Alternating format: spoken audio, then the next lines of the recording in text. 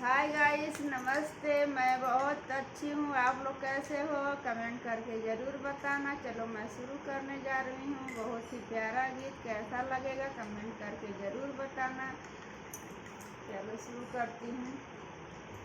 खेलत रहली कजरी कन्हैया धैलाया चरी की लगी गई लैना, हमरे चरा में दगिया की लगी गई लैना, हमरे चरा में दगिया लगी हो गई लैना।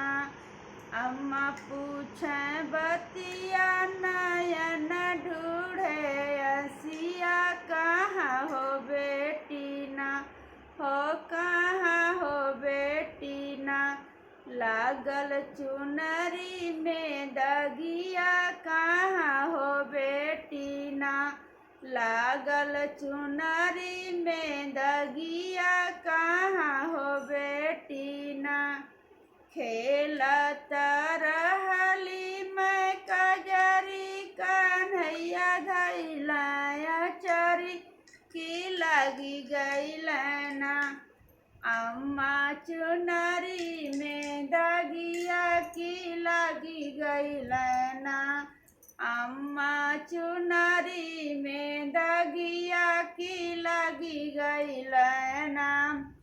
खेलत मैं रहली कजरी कन्हैया धैलाया चरी की लगी गई लैना, हमरे चुनरी में दगिया की लगी गई लैना।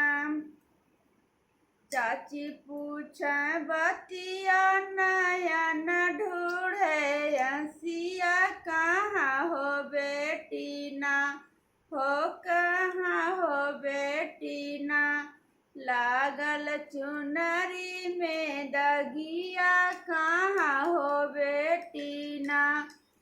खेलत मैं रहली चाची गुड़ही माउनिया कन्हैया धैलाया चरी की लगी गई लैना, हो की लगी गई लैना, चाची चरा में दगिया की लगी गई लैना, चाची चरा में दगिया की लगी गई लैना।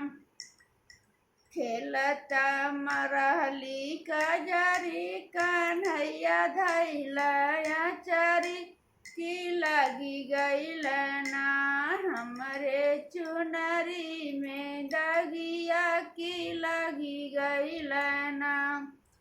भाभी पूछे बतिया नयन ढूढ़े असिया, कहाँ हो ननदाना, लागल चुनरी में दगिया, कहाँ हो ननदाना। खेलत मैं रहली भाभी कजरी कन्हैया धैलाया चरी की लगी गई लैना, भाभी चुनरी में दगिया की लगी गई लैना, भाभी चुनरी में दगिया की लगी गई लैना। हाय गाइस, मेरा ये गीत कैसा लगा कमेंट करके ज़रूर बताना, और नए हो तो मेरे चैनल को सब्सक्राइब कर लेना।